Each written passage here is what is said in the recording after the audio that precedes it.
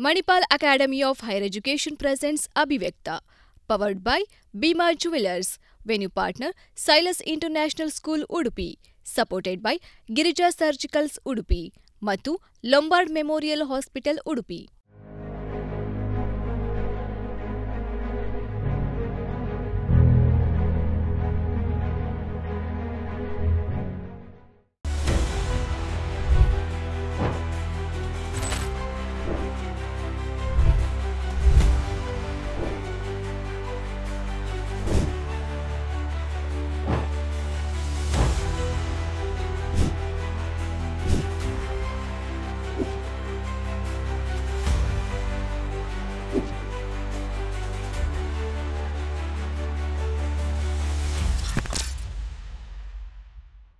ನಮಸ್ಕಾರ ವೀಕ್ಷಕರೇ, welcome back to the new episode of Abhivyakta, ನನ್ನ ಧ್ವನಿ ನನ್ನ ಶಕ್ತಿ. ಕಳೆದ ವಾರದ ಸಂಚಿಕೆಯಲ್ಲಿ ನಾವು ಉದ್ಘಾಟನಾ ಕ್ಷಣಗಳನ್ನ ಕಣ್ತುಂಬಿಕೊಂಡಿದ್ವಿ. ಇಂದಿನ ವಾರ ಮಾತಿನ ಚುರುಕುತನ ಶುರುವಾಗ್ತಿದೆ. ಸ್ಪರ್ಧೆಗಳ ನಿಯಮ ಏನಿತ್ತು ಅಂತ ಹೇಳಿದ್ರೆ, ಸ್ಪರ್ಧಿಗಳಿಗೆ ಕೇವಲ 3 ನಿಮಿಷಗಳ ಕಾಲಾವಕಾಶವನ್ನ ಕೊಡಲಾಗಿತ್ತು.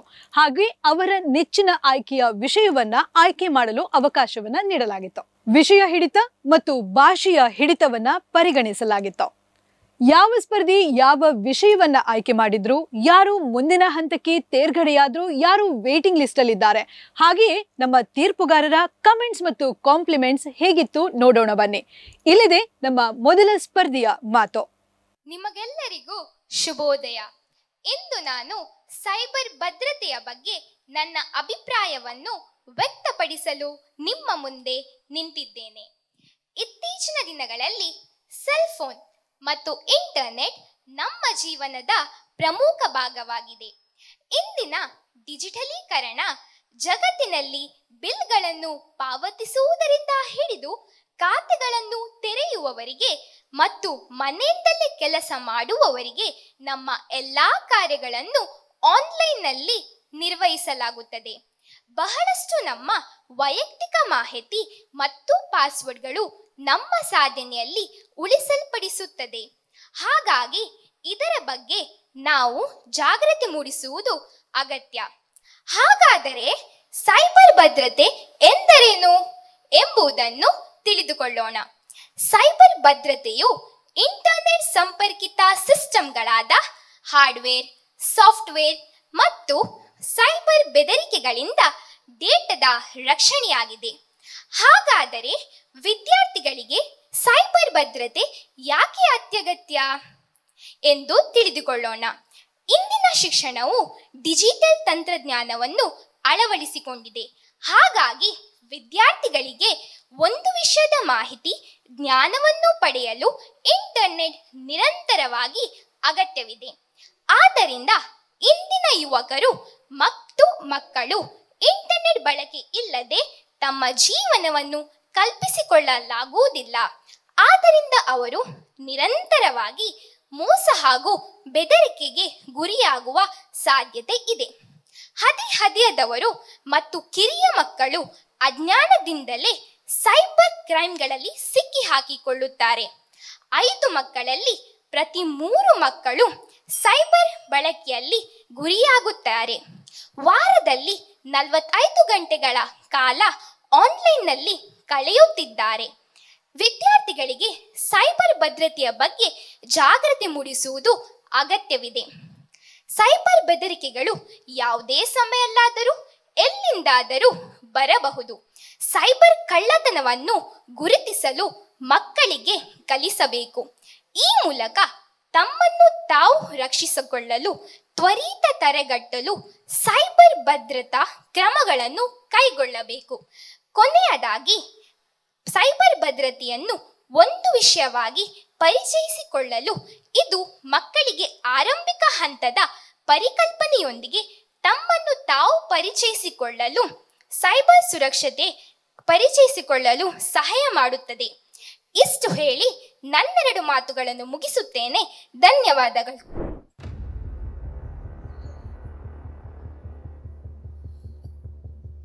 ಓಕೆ, ನಿಮ್ಮ ಹೆಸರು? ಮೆಲಿಟಾ ಮಾರ್ಟಿಸ್. ಮೆಲಿಟಾ ಮಾರ್ಟಿಸ್. ಸೊ 10th ಸ್ಟ್ಯಾಂಡರ್ಡಾ? ಹೌದು. ಮುಂದೆ ಏನಾಗಬೇಕೆಂಬ ಆಸೆ ಇದೆ? ಒಂದು ಸ್ಪೋರ್ಟ್ಸ್ ಸ್ಪೋರ್ಟ್ಸ್ನ ಮಾಡ್ತಾರಾ? ಇಲ್ಲ, ಇಲ್ವಾ? ಮಾಡ್ತಾರೆ ಕೆಲಸ ಇಂಟರ್ವ್ಯೂಸ್ ಅಲ್ಲೆಲ್ಲ ಈಗ ಮ್ಯಾನ್ ಆಫ್ ದ ಮ್ಯಾಚ್ ಆಗ್ತಾರೆ, ಅವ್ರು ಮಾತಾಡಬೇಕು ತಾನೆ? ಹೌದು. ಸರಿ, ಭಾಷಣದ ಆಯ್ಕೆ ಒಳ್ಳೆಯದುಂಟು, ನಿಮಗೆ ಚಾಯ್ಸ್ ಇತ್ತು ಅಂದರೆ ರೆಲೆವೆಂಟ್ ಈಗ ಏನಿದೆ ಅದು you are in 10th standard. ಹೆಚ್ಚಿನದ್ದು ಎಲ್ಲ ಇಂಟರ್ನೆಟ್ನಲ್ಲಿ ಸರ್ಚ್ ಮಾಡ್ತೀನಿ, ಚಾಟ್ GPT ಅದರಲ್ಲೆಲ್ಲ ಸರ್ಚ್ ಮಾಡ್ತೀರಿ. ಒಳ್ಳೆ ರೀತಿಯಲ್ಲಿ ಅಭಿವ್ಯಕ್ತಪಡಿಸಿದ್ದೀರಿ. ಭಾಷಣದಲ್ಲಿ ಇಂಟ್ರೆಸ್ಟ್ ಇದೆ, ಸ್ಪೋರ್ಟ್ಸ್ನಲ್ಲಿ ಹೋಗಬೇಕಾದ್ರೂ ಕೂಡ ಅದು ಖುಷಿ ಕೊಟ್ಟಿದೆ. ಸರ್ ಮಾತಾಡ್ತಾರೆ. ಕಂಟೆಂಟ್ ಒಳ್ಳೆ ಇತ್ತು, ಮತ್ತೆ ನೀವು ಪ್ರೆಸೆಂಟ್ ಮಾಡಿರುವಂತ ರೀತಿ ಒಳ್ಳೆ ಇತ್ತು. Thank you sir. ನೀವು ಇಲ್ಲಿ ಹಾಬೀಸ್ ಅಲ್ಲಿ ರೀಡಿಂಗ್ ಸ್ಟೋರಿ ಬುಕ್ಸ್ ಅಂತ ಹೇಳಿದಿರಿ. ಹೌದು. ಯಾವ ಸ್ಟೋರಿ ಬುಕ್ಸ್ ಓದಿದ್ದೀರಿ? ಸ್ಟೋರಿ ತುಂಬಾ ಓದಿದ್ದೇನೆ. ಒಂದು ಯಾವ್ದಾದ್ರು? ಓವೆಲ್ ಬುಕ್ಸ್ ಎಲ್ಲ. ಓಕೆ. ಈಗ ಏನ್ ಮಾಡಿ ಅಂತ ಹೇಳಿದ್ರೆ, ಒಂದು 30 ಸೆಕೆಂಡ್ ನೀವು ಓದಿದ ಸ್ಟೋರಿ ಬುಕ್ಸ್ ಬಗ್ಗೆ ಮಾತಾಡಿ, ಬಟ್ ಮುಂದೆ ಹಿಂದೆ ಹೋಗ್ಬೇಡಿ. ಓಕೆ, ನಿಂತಲ್ಲಿಯೇ ಜಾಸ್ತಿ ಮುಂದೆ ಹಿಂದೆ ಹೋಗುದು ಬೇಡ, ಬಟ್ ನಿಂತಲ್ಲಿ ಒಂದು ಮಾತಾಡ್ಬೋದಾ? ಯಾವ್ದಂದ್ರೆ ಸ್ಟೋರಿ ಯಾವ್ದಾದ್ರು ಒಂದು ಸ್ಟೋರಿ ಬುಕ್ ಬಗ್ಗೆ, ಬಟ್ ಜಾಸ್ತಿ ಮೂವ್ಮೆಂಟ್ ಕೊಡಬೇಡಿ, ಸ್ವಲ್ಪ ಮುಂದೆ ಹಿಂದೆ ಹೋಗುದು ಕಮ್ಮಿ ಮಾಡಿ ನೋಡುವ. ಒಂದು ಊರಿನಲ್ಲಿ ಒಂದು ಕಾಗೆ ಇತ್ತು. ಅದಕ್ಕೆ ತುಂಬಾ ಬಾಯಾರಿಕೆ ಆಗ್ತಿತ್ತು, ಆದ್ರೆ ಅದಕ್ಕೆ ನೀರೆಲ್ಲ ಸಿಕ್ತಿರ್ಲಿಲ್ಲ. ಅದು ತುಂಬಾ ಹುಡುಕ್ತದೆ, ಮಾತ್ರ ತುಂಬಾ ಹುಡುಕಿ ಅದು ಸಾಕಾಗಿ ಹೋಗ್ತದೆ. ಮಾತ್ರ ಅದು ತನ್ನ ಪ್ರಯತ್ನವನ್ನು ಬಿಟ್ಟು ಕೊಡ್ಲಿಲ್ಲ. ಅದು ಹುಡುಕ್ತದೆ. ಮೊದಲ ನೀವು ಪ್ರಿಪೇರ್ ಮಾಡಿ ಬಂದಂಥ ಭಾಷಣ, ಅದರಲ್ಲಿ 3 ನಿಮಿಷದಲ್ಲಿ 64 ಬಾರಿ ನೀವು ಮುಂದೆ ಹಿಂದೆ ಹೋದ್ರಿ. ಈಗ ಸರ್ ಹೇಳಿದರು ನೀವು ಓದಿದ ಒಂದು ಕಥೆಯನ್ನು ಅಥವಾ ಕೇಳಿದ ಕಥೆಯನ್ನು ಹೇಳಿ ಅಂತೇಳಿ, ಅವುಗಳು ಮುಂದೆ ಹಿಂದೆ ಹೋಗಲೇ ಇಲ್ಲ ನೀವು. ಸೊ ಜೆಸ್ಚರ್ಸ್, ಕೈ, ಕಣ್ಣು, ತುಟಿ, ಇದೆಲ್ಲ ವಾಯ್ಸ್ ವೇರಿಯೇಷನ್ ಎಲ್ಲ ಕರೆಕ್ಟ್ ಉಂಟು. ಅದನ್ನು ನೀವು ಮುಂದೆ ಹಿಂದೆ ಹೋಗ್ತೀರಿ. ಓಕೆ, ಇದ ಕಾರಣ ಸರ್ ಹೇಳ್ತಾರೆ, ರಿಸಲ್ಟ್ ಹೇಳ್ತಾರೆ. ತುಂಬಾ ಒಳ್ಳೇದಾಗಿದೆ ನಿಮ್ಮ ಪರ್ಫಾರ್ಮೆನ್ಸ್. ಜಸ್ಟ್ ಅದು ಒಂದು ಫ್ಯಾಕ್ಟರ್ ಅನ್ನು ನಾವು ಕನ್ಸಿಡರ್ ಮಾಡ್ತೇವೆ.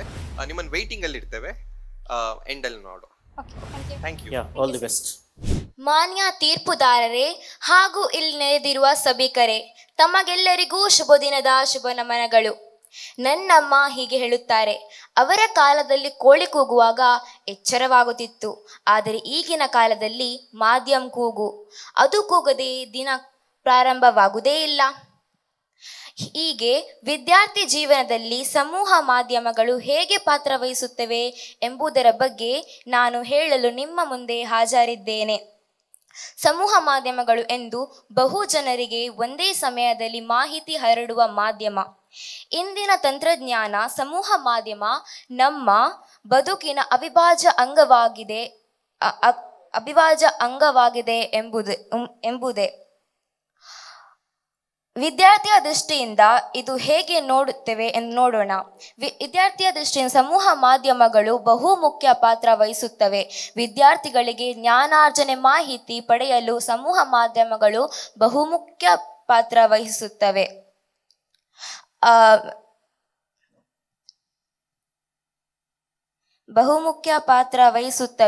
ದೂರದರ್ಶನ, ರೇಡಿಯೋ, ಟಿವಿ, ಆನ್ಲೈನ್ ಮಾಧ್ಯಮಗಳು ಮಕ್ಕಳನ್ನು ಜ್ಞಾನಾರ್ಜನೆಗೆ ಸಹಾಯ ಮಾಡುತ್ತದೆ. ಆನ್ಲೈನ್ ಮಾಧ್ಯಮಗಳು ಮಕ್ಕಳನ್ನು ವಿವಿಧ ವಿಷಯಗಳ ಬಗ್ಗೆ ಶಿಕ್ಷಣ ಮತ್ತು ಮಾಹಿತಿಯನ್ನು ಪಡೆಯಲು ಬಳಸುತ್ತಾರೆ. ವಿದ್ಯಾರ್ಥಿಗಳಿಗೆ ಸಮೂಹ ಮಾಧ್ಯಮಗಳು ಸಮಾಜಕ್ಕೆ ಜಾಗೃತಿಗೆ ಮತ್ತು ಸಮಾಜದ ಕಾಳಜಿಗೆ ಮೂಡಿಸುತ್ತವೆ. ವಿದ್ಯಾರ್ಥಿಗಳಿಗೆ ಸಮೂಹ ಮಾಧ್ಯಮ ಸಂಸ್ಕೃತಿಗಳು ಮತ್ತು ಜೀವನ ಶೈಲಿಗಳ ಬಗ್ಗೆ ತಿಳಿದುಕೊಳ್ಳಲು ಮೂಡಿಸುತ್ತವೆ. ಅತಿಯಾದರೆ ಅಮೃತವು ವಿಷವಾಗುತ್ತದೆ ಎಂಬ ಗಾದೆ ಮಾತಿದೆ. ಹಾಗೆ ವಿದ್ಯಾರ್ಥಿಗಳು ಸಮೂಹ ಮಾಧ್ಯಮಗಳನ್ನು ಅತಿಯಾಗಿ ಬಳಸುವುದರಿಂದ ಅವರ ದೈಹಿಕ ಆರೋಗ್ಯದ ಮೇಲೆ ಮತ್ತು ಅಧ್ಯಯನ ಮೇಲೆ ಹೆಚ್ಚಾಗಿ ಪರಿಣಾಮ ಬೀರುತ್ತದೆ.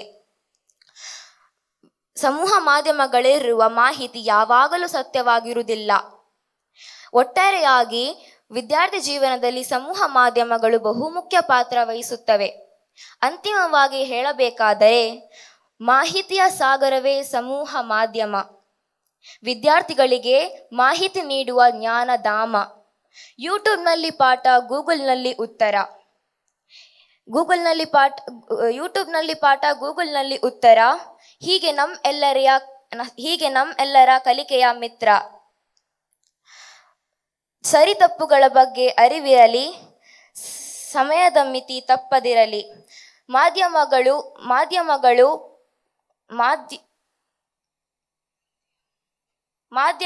ಸಾಧನೆಗೆ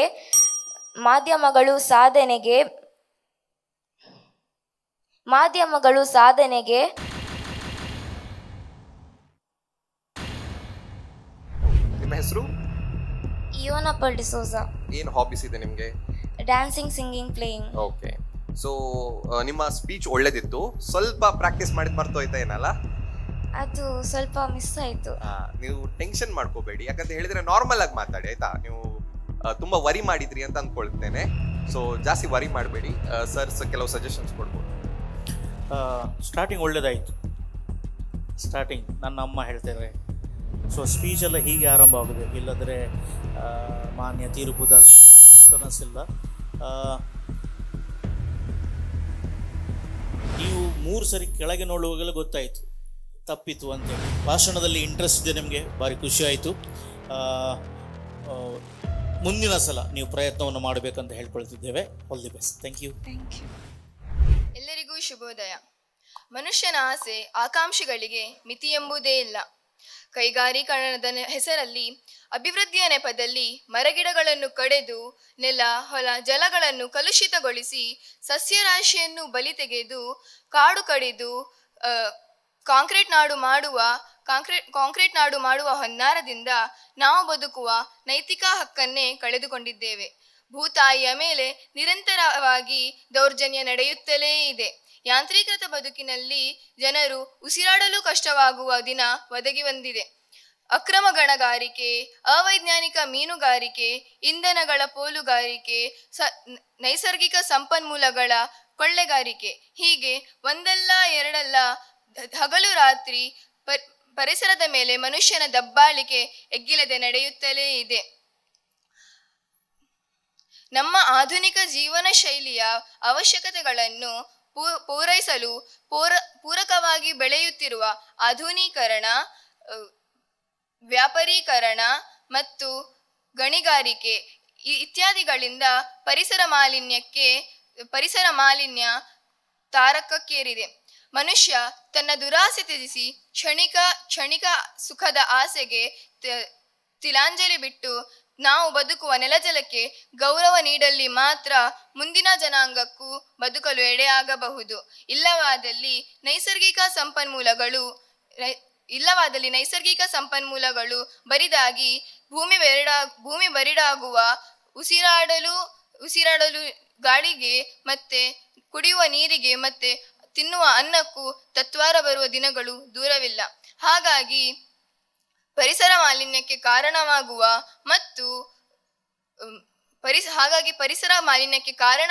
ಮತ್ತು ಭೂತಾಯಿಯ ಒಡಲನ್ನು ಬರಡು ಮಾಡುವ ಎಲ್ಲ ಕಾರ್ಯಗಳನ್ನು ನಿಲ್ಲಿಸಲು ಹಾಗೂ ನಾವು ಒಳ್ಳೆಯ ಮನಸ್ಸು ಮಾಡಿ ಬದುಕೋಣ ಹಾಗೂ ಇನ್ನಿತರ ಜೀವ ಸಂಕುಲಗಳಿಗೆ ಬದುಕಲು ಅವಕಾಶ ನೀಡೋಣ.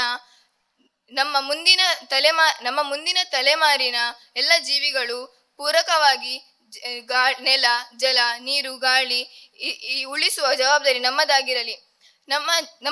ನಮ್ಮ ಪರಿಸರದ ಜನರ ಕಾಳಜಿ ಖಾಲಿ ಫೇಸ್ಬುಕ್ನಲ್ಲಿ ಚಿತ್ರ ಬಂದಲ್ಲಿ ಲೈಕ್ ಮಾಡುವುದಕ್ಕಷ್ಟೇ ಸೀಮಿತವಾಗಿರದೆ, ಉಸಿರು ಹಂಚೋಣ ಎಂಬ ಯೋಜನೆ ಅಡಿ ನಾವು ದಯಮಾಡಿ ನಮ್ಮ ಮನೆ ಅಂಗಳದಲ್ಲಿ ಗಿಡಗಳನ್ನು ನೆಟ್ಟ ಗಿಡವನ್ನು ನಾವು ಕಾಪಾಡಿಕೊಂಡು ನಮ್ಮ ಪರಿಸರಕ್ಕೆ ಶಕ್ತಿಯನ್ನು ತುಂಬುವ ಕೆಲಸಗಳಲ್ಲಿ ನಾವು ನಿರಂತರವಾಗಿರೋಣ. ಸುಂದರ ಪೃಥ್ವಿಯನ್ನು ನಿರ್ಮಾಣ ಮಾಡಿರೋಣ. ಪರಿಸರ ಕಾಳಜಿಯ ಬಗ್ಗೆ ನನ್ನ ಮನದಾಳದ ಒಂದೆರಡು ಮಾತುಗಳನ್ನು ಇಲ್ಲಿ ಹೇಳಲು ಅವಕಾಶ ನೀಡಿದ ಎಲ್ಲರಿಗೂ ಧನ್ಯವಾದಗಳು. ಇಲ್ಲಿ ಇಷ್ಟು ಮಂದಿ ಇದ್ದಾರೆ, ಜಡ್ಜಸ್ ಯಾರು? ನೀವಿಬ್ರು. ನೀನು ನೋಡಿದ್ಯಾರನ್ನ? ಮುಂದೆ. ಎಲ್ಲಿ? ಮುಂದೆ ದಾರಿಯ ಬೇಗ ಹೋಗ್ಲಿಕ್ಕುಂಟಾ? ಇಲ್ಲ. ಭಾಷಣವಂದ್ರೆ ಮೆಮೊರಿ ಟೆಸ್ಟ್ ಅಲ್ಲ, ಏನು ಬಾಹ್ಯಾಟ್ ಮಾಡ್ಕೊಂಡು ಬಂದಿದ್ದೀರಿ. ಭಾಳ ಒಳ್ಳೆಯದಾಗಿ ಬರೆದು ಕೊಟ್ಟಿದ್ದಾರೆ ನಿಮ್ಮ ಬರೆದವರು.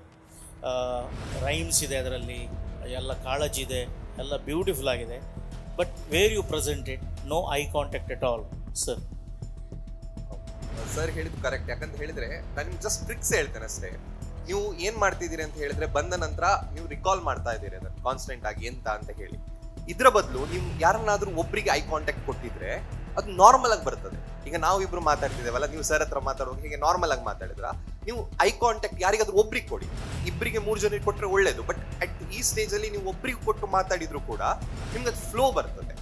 ಓಕೆ, ಸೊ ನಿಮ್ಮ ಕಂಟೆಂಟ್ ಅದೆಲ್ಲವೂ ಒಳ್ಳೇದಿತ್ತು, ಬಾಡಿ ಲ್ಯಾಂಗ್ವೇಜ್ ಕೂಡ ಓಕೆ. ಬಟ್ ಅಲ್ಲಿ ಏನಾಗ್ತದೆ ಅಂತ ಹೇಳಿದ್ರೆ ನೀವು ಸ್ವಲ್ಪ ಐ ಕಾಂಟ್ಯಾಕ್ಟ್ ಕೊಟ್ಟಿದ್ರೆ ಅದು ಇನ್ನೂ ನ್ಯಾಚುರಲ್ ಆಗಿ ಬರ್ತಿತ್ತು, ಮತ್ತೆ ನಿಮಗೆ ಮರೆಯುವ ಪ್ರಾಬ್ಲಮ್ ಆಗ್ತಿರ್ಲಿಲ್ಲ ಅಂತ ಒಂದು ನನ್ನ ಸಜೆಷನ್. ಸೊ ನಾವು ನಿಮ್ಮನ್ನೀಗ ವೈಟಿಂಗ್ ಲಿಸ್ಟ್ ಅಲ್ಲಿ ಇಟ್ಟಿದ್ದೇವೆ. ಎಂಡಿಗೆ ನಾವು ರಿಸಲ್ಟ್ ನಿಮ್ಗೆ ಹೇಳ್ತೇವೆ. ಓಕೆ, ಹೀಗೆ ಪ್ರತಿಯೊಬ್ಬರ ಮಾತು ಹೊಸ ಶೈಲಿ, ಹೊಸ ಉತ್ಸಾಹ ಮತ್ತು ಹೊಸತನವನ್ನ ವಿಮರ್ಶಿಸುವಂತಹ ಜವಾಬ್ದಾರಿ. ಹಾಗಾದ್ರೆ ಮುಂದಿನ ಸ್ಪರ್ಧೆಯ ಮಾತಿನ ಚುರುಕುತನವನ್ನ ನೋಡುವ ಮುಂಚೆ ಕಾರ್ಯಕ್ರಮದಲ್ಲಿ ಈಗ ಒಂದು ಪುಟ್ಟ ವಿರಾಮ.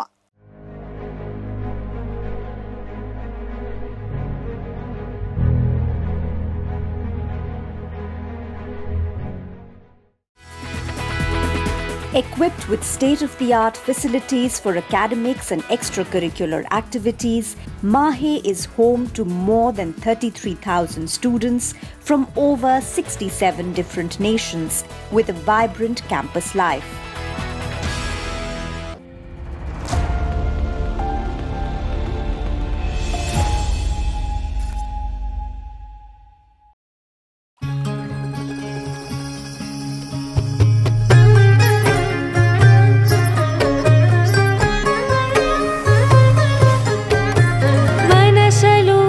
ಕನಸಲು ನೀನೇ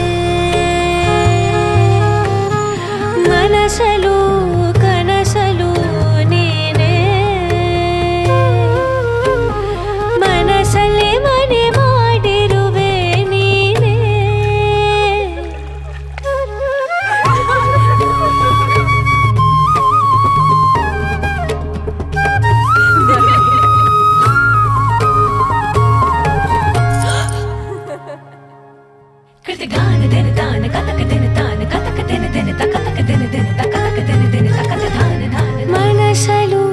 ಕನಸಲು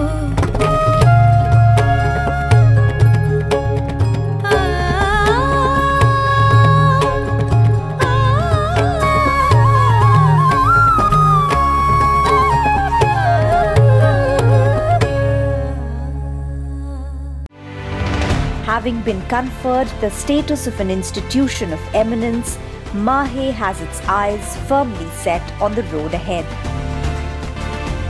MAHE constantly strives at creating opportunities of a lifetime for its students, thereby helping pave a clear path towards fulfilling their dreams.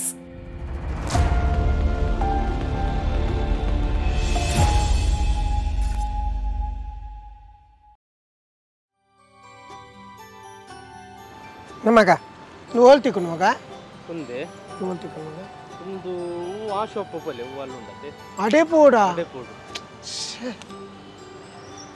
Naba ನ నువ్వు ఓల్తికు నువ్వుగా అవుతా ಒಂದು ಮೂಲ ಪೊಪಲೆ ಮೂಲೆ ಉಂಟು ಅಡೆ ಪೋಡ ಶೇ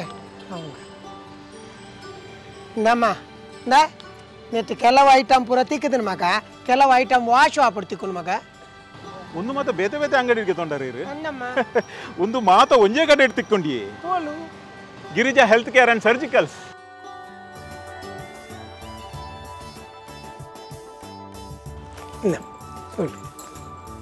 water bed nebulizer adult diaper hospital cot suction machine ಒಂದು ಮಾತ ಉಂಡು ಒಂದು pack ಮಲ್ಪಲೆ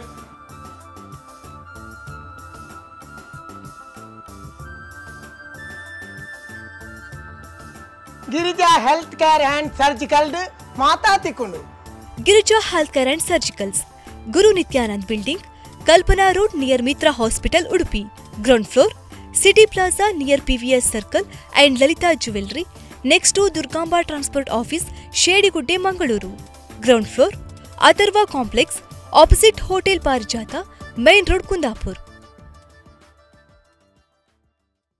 Welcome to Lombard Memorial Group of Institutions, Udupi. a trusted name in healthcare education. Our colleges, Lombard Memorial College of Paramedical and Allied Health Sciences, offering BSc Medical Laboratory Technology, Diploma Medical Laboratory Technology, Diploma Operation Theater and Anesthesia Technology, Diploma Medical Imaging Technology. For admission details, contact 8867782987, 99022434642. Your future in healthcare starts here.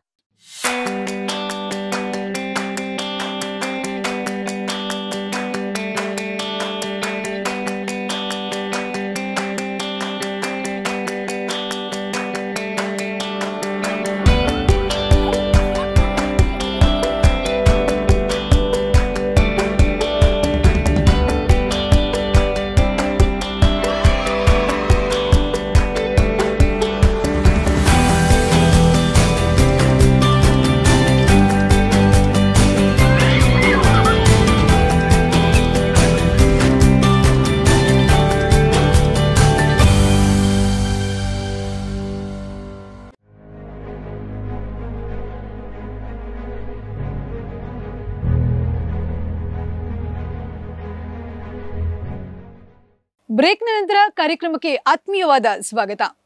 ವೇದಿಕೆಯಲ್ಲಿ ಮಾತಿನ ಸುರಿಮಳೆ ಒಂದಕ್ಕಿಂತ ಒಂದು ವಿಭಿನ್ನವಾಗಿ ಸಾಗುತ್ತಲೇ ಇತ್ತು. ಕೆಲವರು ಸ್ಥಳದಲ್ಲಿಯೇ ಆಯ್ಕೆಯಾದರೆ ಇನ್ನು ಕೆಲವರು ವೇಟಿಂಗ್ ಲಿಸ್ಟ್ ನಲ್ಲಿದ್ದಾರೆ. ಹಾಗಾದ್ರೆ ಬನ್ನಿ ಮುಂದಿನ ಸ್ಪರ್ಧೆಯ ಮಾತನ್ನ ಕೇಳೋಣ.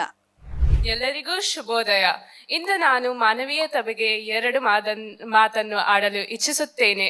ಆಲ್ಬರ್ಟ್ ಐನ್ಸ್ಟೈನ್ ಅವರ ಪ್ರಸಿದ್ಧ ಹೇಳಿಕೆಯ ಪ್ರಕಾರ ಈ ಜಗತ್ತು ಕೆಟ್ಟವರು ಮಾಡುವ ಕಾರ್ಯದಿಂದ ನಾಶವಾಗುವುದಿಲ್ಲ, ಆದರೆ ಅದು ನೋಡುತ್ತಾ ಶಾಂತವಾಗಿರುವವರ ಮೌನದಿಂದ ನಾಶವಾಗುತ್ತದೆ. ಇಂದಿನ ಜಗತ್ತು ತಂತ್ರಜ್ಞಾನದಲ್ಲಿ ಪ್ರಗತಿ ಪಡುತ್ತಿದೆ. ನಾವು ಎಲ್ಲರಿಗೂ ಸಂಪರ್ಕ ಸಾಧಿಸಬಲ್ಲೆವು, ಹೊಸ ಆವಿಷ್ಕಾರಗಳನ್ನು ಕಾಣಬಲ್ಲೆವು. ಆದರೆ ಈ ಎಲ್ಲಾ ಪ್ರಗತಿಯ ನಡುವೆ ನಾವು ಬಿಟ್ಟು ಬರುತ್ತಿರುವ ಒಂದು ಬಹು ಮುಖ್ಯವಾದ ಮೌಲ್ಯವೇನೆಂದರೆ ಮಾನವೀಯತೆ.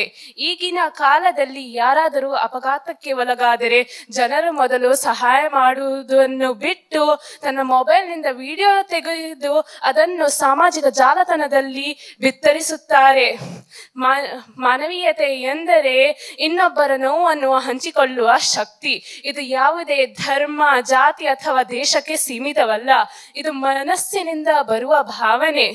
ಒಂದು ರೈಲು ನಿಲ್ದಾಣದಲ್ಲಿ ಬಡ ಅಜ್ಜಿಗೆ ತಿನ್ನಲು ಆಹಾರ ಕೊಡುವ ಹುಡುಗನ ದೃಶ್ಯ, ಅಥವಾ ಕಾಲುವೆಗೆ ಬಿದ್ದ ಬಾಲಕನನ್ನು ತನ್ನ ಜೀವದ ಹಂಗು ತೊರೆದು ರಕ್ಷಿಸಿದ ಆಟೋ ಚಾಲಕ, ಇವೆಲ್ಲವೂ ಕೂಡ ಮಾನವೀಯತೆಯ ಸಜೀವ ಉದಾಹರಣೆಗಳು. ಮಾನವೀಯತೆ ಇದ್ದರೆ ಒಬ್ಬರ ನೋವು ಎಲ್ಲರ ನೋವಾಗುತ್ತದೆ ಮತ್ತು ಜನರು ತಕ್ಷಣ ಸಹಾಯ ಮಾಡಲು ಮುಂದಾಗುತ್ತಾರೆ. ಮತ್ತು ಇಂತಹ ಸಮಾಜದಲ್ಲಿ ಪ್ರೀತಿ, ಶಾಂತಿ ಮತ್ತು ಭದ್ರತೆ ಇರುತ್ತದೆ. ಇಂದು ನಾವು ತೀವ್ರವಾಗಿ ನೋಡುತ್ತಿರುವ ಸಮಸ್ಯೆಗಳೆಂದರೆ ಜನರು ಕೇವಲ ತಮ್ಮ ಲಾಭ ಮತ್ತು ಸುಖದ ಬಗ್ಗೆ ಯೋಚಿಸುತ್ತಾರೆ. ಮತ್ತು ಪ್ಯಾಲೆಸ್ತೈನ್, ಇಸ್ರೇಲ್, ಸಿರಿಯಾ, ಇರಾನ್ ಇತ್ಯಾದಿ ಯುದ್ಧ ಪೀಡಿತ ದೇಶಗಳಲ್ಲಿ ನೂರಾರು ಮಕ್ಕಳು, ಮಹಿಳೆಯರು ಈ ದುಷ್ಟ ಯುದ್ಧದಿಂದ ಬಲಿಯಾಗುತ್ತಿದ್ದಾರೆ. ಮನೆಗಳು ಉರಿಯುತ್ತಿವೆ, ಆಸ್ಪತ್ರೆಗಳು ನಾಶವಾಗುತ್ತಿದೆ. ಆದರೆ ಶಾಂತಿ ತರಲು ಯತ್ನಿಸುವ ಬದಲು ರಾಜಕೀಯ ಮತ್ತು ಲಾಭದ ಮಾತುಕತೆ ನಡೆಯುತ್ತಿದೆ. ಇದು ಎಷ್ಟು ಭಯಾನಕವೆಂದರೆ ನಮ್ಮೊಳಗಿನ ಮನುಷ್ಯತ್ವವೇ ಮಾಯವಾಗುತ್ತಿದೆ ಎಂಬ ಭಯವನ್ನುಂಟು ಮಾಡುತ್ತಿದೆ. ಮತ್ತು ಇಂತಹ ಸಮಾಜದಲ್ಲಿ ಶಾಂತಿ ಇಲ್ಲ, ಭದ್ರತೆ ಇಲ್ಲ, ನಂಬಿಕೆ ಇಲ್ಲ. ಈ ಜಗತ್ತಿಗೆ ಹೊಸ ಹಿಂಸೆ, ಯುದ್ಧ ಅಥವಾ ವಿಷಯುಕ್ತ ಮಾತುಗಳು ಬೇಕಾಗಿಲ್ಲ. ನಮಗೀಗ ಬೇಕಾಗಿರುವುದು ದಯೆ, ಸಹಾನುಭೂತಿ ಮತ್ತು ಜವಾಬ್ದಾರಿ. ಇನ್ನು ನಾವು ನಮ್ಮ ಬಗ್ಗೆ ಮಾತ್ರ ಯೋಚಿಸುವ ಕಾಲವಲ್ಲ. ಇನ್ನೊಬ್ಬರ ನೋವನ್ನು ನೋಡುವಾಗ ಕಣ್ಣು ಮುಚ್ಚುವುದು ಮಾನವೀಯತೆಯ ಮರಣ. ನಾವು ಬದಲಾವಣೆಯ ಪ್ರಾರಂಭವಾಗಬೇಕು. ಇನ್ನು ಮುಂದೆ ಯಾರಾದರೂ ಬೀದಿಯಲ್ಲಿ ಬಿದ್ದರೆ ಮೊಬೈಲ್ನಿಂದ ವಿಡಿಯೋ ತೆಗೆಬೇಡಿ, ಕೈ ಚಾಚಿ ಸಹಾಯ ಮಾಡಿ. ಮತ್ತು ಯುದ್ಧಗಳು ನಡೆಯುತ್ತಿರುವಾಗ ತೋರಣ ಕಡೆಯಲ್ಲಿರದಿರಿ, ಶಾಂತಿಯ ನೆರೆಹೊರೆಯಲ್ಲಿರಿ. ನಾವು ಮನುಷ್ಯತ್ವವನ್ನು ಮರೆಯಬಾರದು. ನಾವು ಸಹಾಯ ಮಾಡುವವರಾಗೋಣ, ನಾವು ಶಾಂತಿಯವರಾಗೋಣ. ಇದೇ ನಿಜವಾದ ಗೆಲುವು, ಇದು ನಿಜವಾದ ಮಾನವೀಯತೆ. ಧನ್ಯವಾದಗಳು. ಸೊ ನಿಮ್ಮ ಕಂಟೆಂಟ್ ಫಸ್ಟ್ ಆಫ್ ಆಲ್ ತುಂಬಾ ಚಂದ ಇತ್ತು. ಸೊ 3 minutes ಅಲ್ಲಿ ಎಷ್ಟು ಮ್ಯಾಕ್ಸಿಮಮ್ ಕಂಟೆಂಟ್ ಕೊಡ್ಲಿಕ್ಕೆ ಆಗ್ತದೆ ಅಷ್ಟು ನೀವು ಕೊಟ್ಟಿದ್ದೀರಿ. ಸೊ ಅದಕ್ಕೆ ಫಸ್ಟ್ ಕಂಗ್ರಾಚುಲೇಷನ್ಸ್. ಮತ್ತೆ ಇನ್ನೊಂದು ಏನಂತ ಹೇಳಿದ್ರೆ ಸ್ವಲ್ಪ ಪೇಸ್ ತಗೊಂಡಿದ್ದೀರಿ, ಸ್ವಲ್ಪ ಅದರಲ್ಲಿ ಎಗ್ರೆಷನ್ ಕಾಣ್ತದೆ. ಸೊ ಅದನ್ನು ಒಂದು ರೆಡ್ಯೂಸ್ ಮಾಡ್ಲಿಕ್ಕೆ ಟ್ರೈ ಮಾಡಿ, ಅಷ್ಟು ಎಗ್ರೆಷನ್ ಬೇಡ. ಮತ್ತೆ ನಿಮ್ಮ ಕೆಲವು ಶಬ್ದಗಳ ಮೇಲೆ ವರ್ಕ್ ಮಾಡಿ ಆಯ್ತಾ, ಕನ್ನಡ ವರ್ಡ್ಸ್ ಗಳ ಮೇಲೆ. ಉಳಿದದೆಲ್ಲ ಕೂಡ ತುಂಬಾ ಚಂದ ಇತ್ತು. Thank you sir. ನಾವು ಕಂಟೆಂಟ್ ಪ್ರಿಪೇರ್ ಮಾಡುವಾಗ ನಿಮಗೆ ಹೆಲ್ಪ್ ಮಾಡಿದರು ತುಂಬ ಮಂದಿ. ಸೊ ಅದಕ್ಕೆ ಎಡಿಷನಲ್ ನಾವು ಮಾಡಬೇಕು. So you should have the knowledge of what we prepare. So ನಿಮ್ಮ ಪರ್ಸನಾಲಿಟಿ ಒಳ್ಳೆದಿದೆ. ಅಗ್ರೆಷನ್ ಒಂದು ಕಡೆಯಲ್ಲಿ 2-3 ಕಡೆಯಲ್ಲಿ ಬಂತು. ಮೊಬೈಲ್ನಲ್ಲಿ ನಾವು ಚಿತ್ರೀಕರಣ ಮಾಡ್ತೇವೆ ಅಂತ ಹೇಳಿ. ವಂಡರ್ಫುಲ್. ಏನ್ ಹೆಸರು ನಿಮ್ದು? TH Muskan Banu. Okay, Muskan Banu. Banu medal ಬೇಕಾ? ಹೌದು. ಹಾಗಾದ್ರೆ ಬನ್ನಿ. You are the first selected as a competitor in Abhivyakta. Congratulations. Willie Cox ರವರು ಹೇಳುತ್ತಾರೆ, ತಂತ್ರಜ್ಞಾನವು ನಮ್ಮ ಜೀವನವನ್ನು ಸುಧಾರಿಸಬೇಕು, ಆದರೆ ಅದು ನಮ್ಮ ಜೀವನವಾಗಬಾರದು. ಇಲ್ಲಿ ನೆರೆದಿರುವ ತೀರ್ಪುಗಾರರಿಗೂ ಹಾಗೂ ನಿಮಗೆಲ್ಲರಿಗೂ ಶುಭ ಮುಂಜಾನೆಯ ಶುಭ ನಮನಗಳು. ಇಂದು ನಾನು ಸೈಬರ್ ಕ್ರೈಮ್ ಎಂಬ ವಿಷಯದ ಮೇಲೆ ನನ್ನ ಅಭಿಪ್ರಾಯವನ್ನು ಹಂಚಿಕೊಳ್ಳಲು ಇಷ್ಟಪಡುತ್ತೇನೆ. ಇತ್ತೀಚಿನ ದಶಕಗಳಲ್ಲಿ ತಂತ್ರಜ್ಞಾನವು ಅಪಾರವಾಗಿ ಅಭಿವೃದ್ಧಿ ಹೊಂದಿದೆ. ನಮ್ಮ ಜೀವನದ ಪ್ರತಿಯೊಂದು ಭಾಗಕ್ಕೂ ಇಂಟರ್ನೆಟ್ ಮತ್ತು ಡಿಜಿಟಲ್ ಸಾಧನೆಗಳು ನುಗ್ಗಿವೆ. ಹಣಕಾಸು ವ್ಯವಹಾರದಿಂದ ಹಿಡಿದು ಶಿಕ್ಷಣ, ಆರೋಗ್ಯ, ಮಾಹಿತಿ ಹಂಚಿಕೆ, ಮಾಧ್ಯಮ ಮುಂತಾದ ಎಲ್ಲಾ ಕ್ಷೇತ್ರಗಳಲ್ಲಿ ಇವುಗಳ ಪ್ರಭಾವ ಹೆಚ್ಚಾಗಿದೆ. ತಂತ್ರಜ್ಞಾನದ ಈ ವೇಗದ ಬೆಳವಣಿಗೆ ಜೊತೆಗೆ ಅಪಾಯದ ನೆರಳು ಕೂಡ ಉಂಟಾಗಿದೆ. ಅದುವೇ ಸೈಬರ್ ಕ್ರೈಮ್. ಸೈಬರ್ ಕ್ರೈಮ್ ಎಂಬುದು ಕಂಪ್ಯೂಟರ್, ಇಂಟರ್ನೆಟ್ ಅಥವಾ ಡಿಜಿಟಲ್ ಸಾಧನೆಗಳ ಬಳಕೆಯಿಂದ ನಡೆಯುವ ಯಾವುದೇ ರೀತಿಯ ಅಪರಾಧ ಅಥವಾ ದುರುಪಯೋಗ. ಈ ಮೋಸಕ್ಕೆ ಕೇವಲ ಇಂಟರ್ನೆಟ್ನ ಜ್ಞಾನವಿರದವರು ಸಿಲುಕುವುದಿಲ್ಲ, ಆದರೆ ಇಂಟರ್ನೆಟ್ನ ಅತ್ಯಂತ ಜ್ಞಾನವಿರುವವರು, ಅತ್ಯಂತ ವೃದ್ಧಿಯಲ್ಲಿರುವವರು ಸಿಲುಕುತ್ತಾರೆ. ಇದೊಂದು ಮಾಯಾಜಾಲವಿದ್ದಂತೆ. ಇತ್ತೀಚೆಗೆ ನಮಗೆಲ್ಲರಿಗೂ ಗೊತ್ತಿದ್ದಂತೆ KYC ನವೀಕರಣದ ಹೆಸರಿನಲ್ಲಿ ಲಿಂಕ್ಗಳನ್ನು ಕಳಿಸಿ ಬ್ಯಾಂಕ್ ಮಾಹಿತಿ ಕಸಿದುಕೊಳ್ಳುವುದು, ಆನ್ಲೈನ್ ಶಾಪಿಂಗ್ ಮೋಸ, ಡಿಜಿಟಲ್ ಅರೆಸ್ಟ್ ಬೆದರಿಕೆಗಳು, ಫೇಕ್ ಜಾಬ್ ಆಫರ್ಗಳು, ವಿದ್ಯುತ್ ಬಿಲ್ ಪಾವತಿ ಹೆಸರಿನಲ್ಲಿ ಹಣ ಕಸಿದುಕೊಳ್ಳುವಂತಹ ಅಪರಾಧಗಳು ದಿನದಿಂದ ದಿನಕ್ಕೆ ದೇಶಾದ್ಯಂತ ವರದಿಯಾಗಿವೆ. ಮಕ್ಕಳು ಮತ್ತು ಹಿರಿಯರು ಅಪರಿಚಿತ ಲಿಂಕ್ಗಳನ್ನು ಕ್ಲಿಕ್ ಮಾಡುವ ಮೂಲಕ ಬ್ಯಾಂಕ್ ಖಾತೆಯಿಂದ ದುಡ್ಡು ಕಳ್ಳತನವಾಗುವುದು ಹೆಚ್ಚಾಗುತ್ತಿದೆ.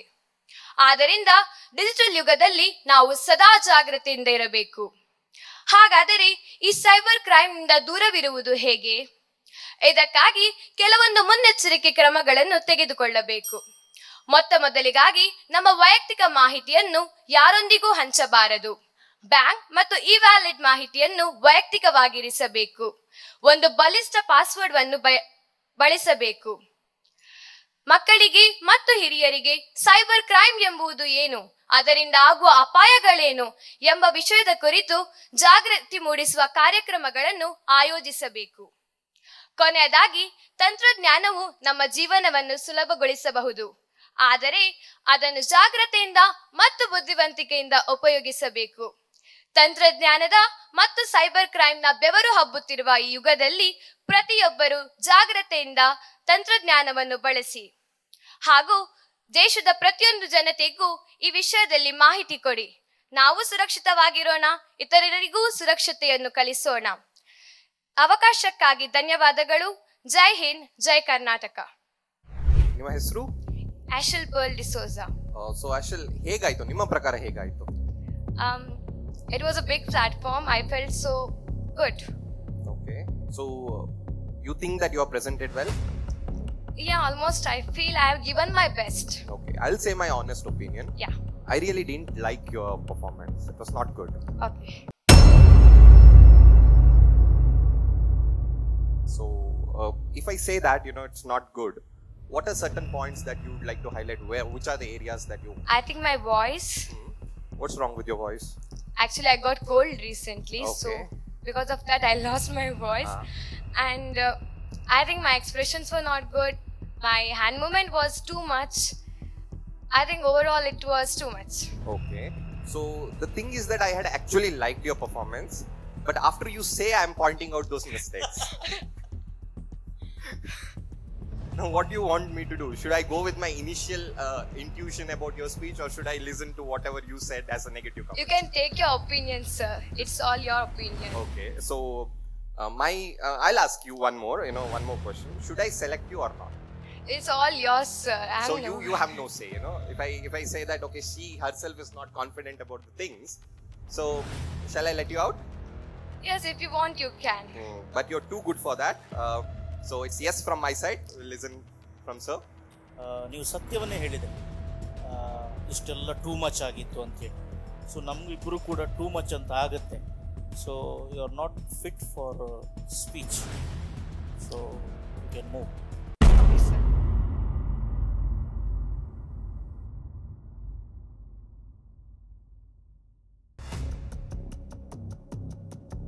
Yashil, you can come over here and take the medal. You are selected. Yes.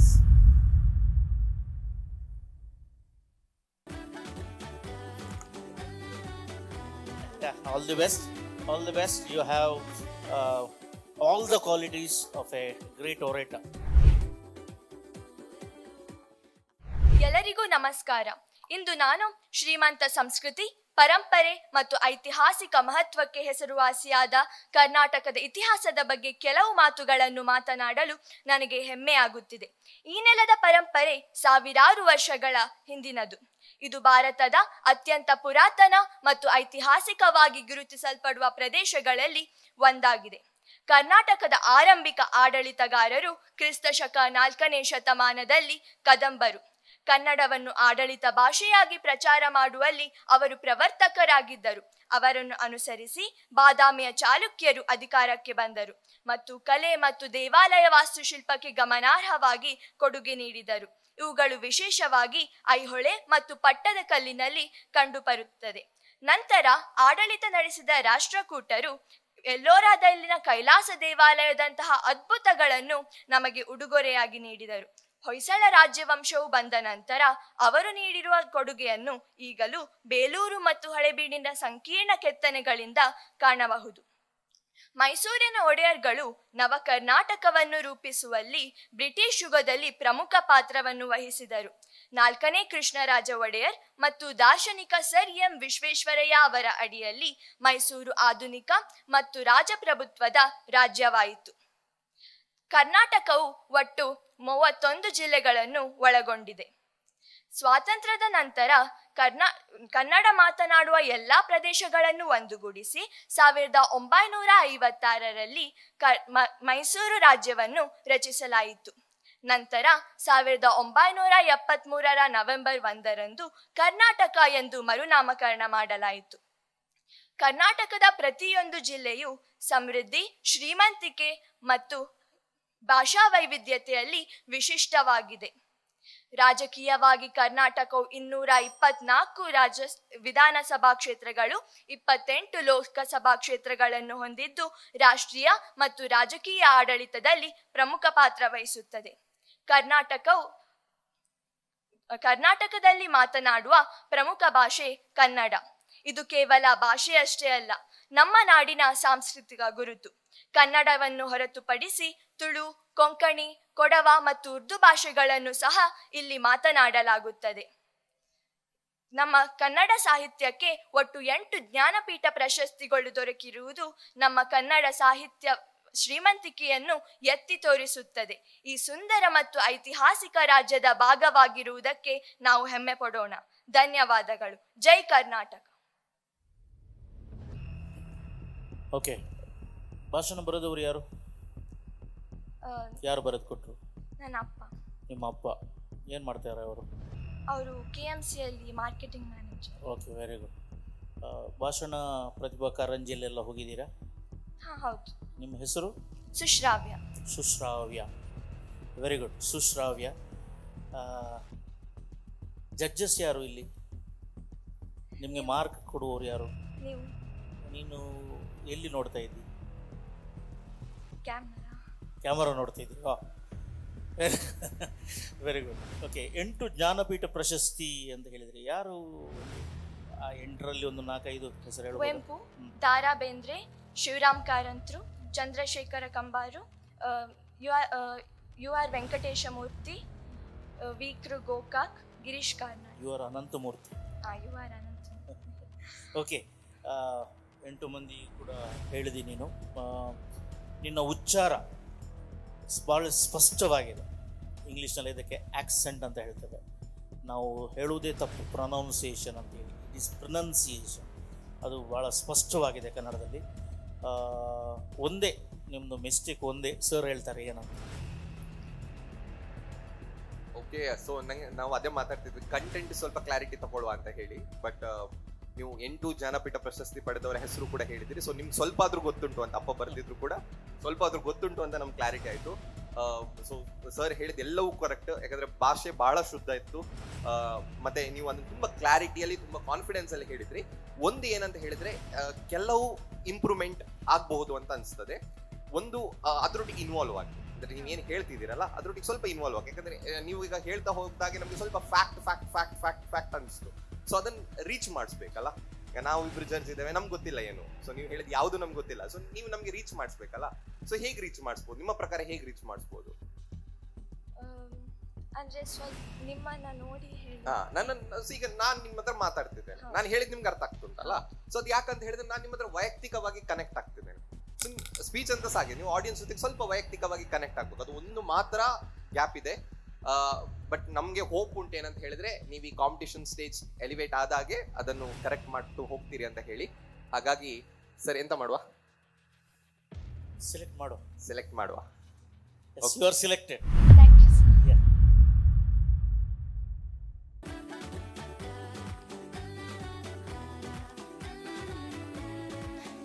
Please come. Sushravya, ಹಾಡ್ತೀಯ ನೀನು? ಒಂದು ಹಾಡಿ. ಮುದಾಕರಾಕ್ತ ಮೋದಕಂ ಸದಾ ವಿಮುಕ್ತಿ ಸಾಧಕಂ ಕಲಾಧರಾವತಂಸಕಂ ವಿಲಾಸಿ ಲೋಕರಕ್ಷಕಂ ಅನಾಯಕೈಕನಾಯಕಂ ಅನಾಗ್ವಿತೀವ ದೈತ್ಯಕಂ ನತಾಶುಭಾಶು ನಾಶಕಂ ನಮಾಮಿ ತಂ ವಿನಾಯಕಂ. ಓಕೆ, ನಿಮ್ಮ ಅಣ್ಣ ಮತ್ತು ದೈಜಿವಳ್ಳಿಗೆ ಸಂಬಂಧ ಇದೆಯಾ? ಅವನು ಚಾಣಾಕ್ಷ ಚಾಲೆಂಜ್ ಮತ್ತೆ ಡೈಜಿಬಲ್ಡ್ ಅಂತ್ಯಾಕ್ಷರಿ. ಅವನು ಚಾಣಾಕ್ಷ ಚಾಲೆಂಜ್ ವಿನ್ನರಾ? ಓಕೆ, ಈಗ ನೀವು ಅವಿವ್ಯಕ್ತ ವಿನ್ನರ್ ಆಗಬೇಕಲ್ವಾ? Please come and collect the medal from sir. Congratulation Sushravya, ಒಳ್ಳೆ ಹಾಡ್ತೀನಿ.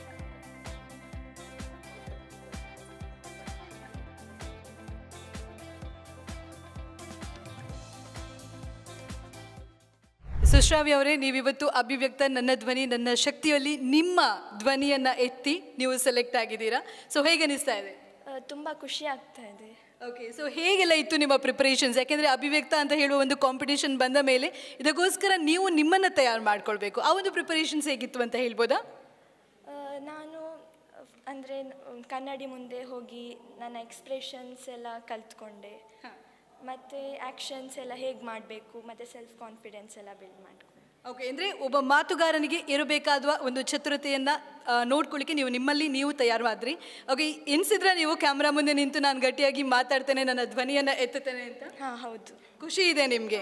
ಇವತ್ತು ಅಭಿವ್ಯಕ್ತ ನನ್ನ ಧ್ವನಿ ನನ್ನ ಶಕ್ತಿಯಲ್ಲಿ ನೀವು ಸೆಲೆಕ್ಟ್ ಆಗಿದ್ದೀರಾ. ಆಡಿಷನ್ ರೌಂಡಿಂದ ಮುಂದಿನ ರೌಂಡ್ಗೆ ನೀವು ಸೆಲೆಕ್ಟ್ ಆಗಿರುವಾಗ ಖುಷಿ ಹೇಗಿದೆ ನಿಮ್ಮದು?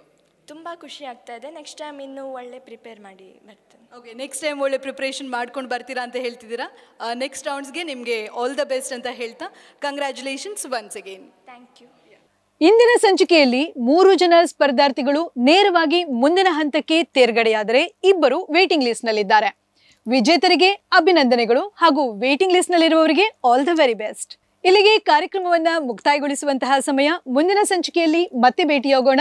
This is Sneha Pai signing off. ನಿರಂತರ ಸುದ್ದಿ ಮತ್ತು ಮನೋರಂಜನೆಗಾಗಿ ನೋಡ್ತಾ ಇರಿ ದೈಜಿವರ್ಲ್ಡ್ 24x7.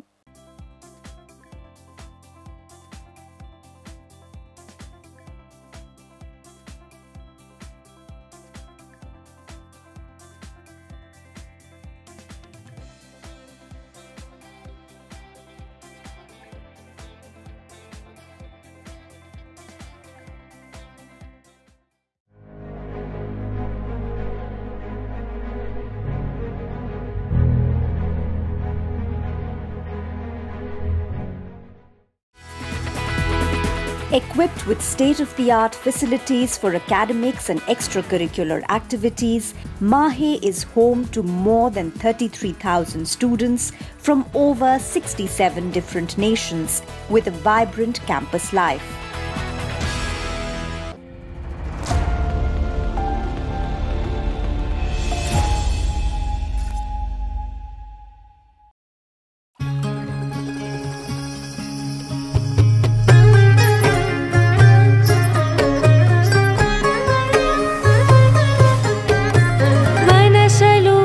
ಕನಸಲು ನೀನೆ ಮನಸಲು ಕನಸಲು ನೀನೆ ಮನಸಲ್ಲಿ ಮನೆ ಮಾಡಿರುವೆ ನೀನೆ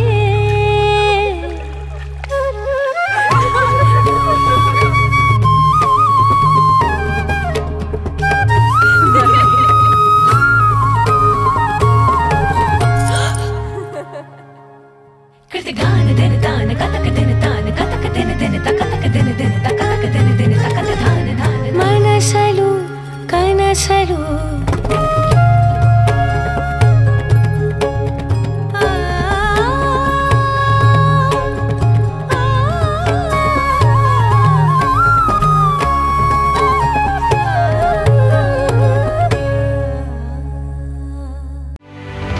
Having been conferred the status of an institution of eminence, MAHE has its eyes firmly set on the road ahead.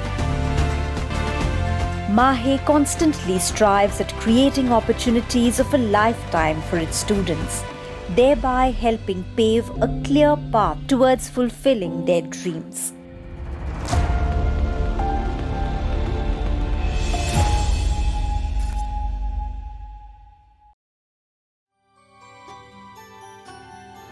ನಮಗ నువ్వు ఓల్తికు నమగా ఉందే నువ్వు ఓల్తికు నమగా ಒಂದು ಆ ಶಾಪ್ ಒಪ್ಪಲೆ ಅಲ್ಲಿ ಉಂಟೆ ಅಡೆ ಪೋಡ ಅಡೆ ಪೋಡು ನಬಾ ನ నువ్వు ఓల్తికు నమగా అవుతా ಒಂದು ಓ ಮುಲ್ಪೊಪ್ಪಲೆ ಮೂಲೆ ಉಂಟು ಅಡೆ ಪೋಡ ಶೇ ನಮ್ಮ ನ ನೆತ್ತಿ ಕೆಲವು ಐಟಮ್ ಪೂರ ತಿಕ್ಕಿದನು ಮಗ ಕೆಲವು ಐಟಮ್ ವಾಶ್ ಆಪಡ್ತಿಕ್ಕು ಮಗ ಒಂದು ಮಾತ ಬೇತೆ ಬೇತೆ ಅಂಗಡಿಗೆ ತೊಂಡರಿ ಒಂದು ಮಾತ ಒಂಜೇ ಕಡೆ ತಿಕ್ಕೊಂಡಿ Girija health care and surgicals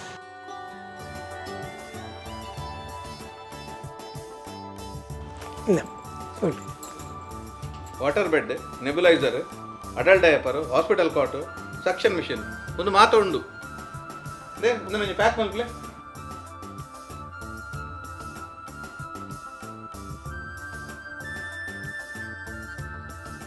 Girija health care and surgical ಮಾತಾತಿಕೊಂಡು Girija health care and surgicals Guru Nityanand building Kalpana road near Mitra hospital Udupi ground floor city plaza near PVS circle and Lalitha jewellery next to Durgamba transport office Shediguddae Mangaluru ground floor Atharva complex opposite hotel Parijatha main road Kundapur.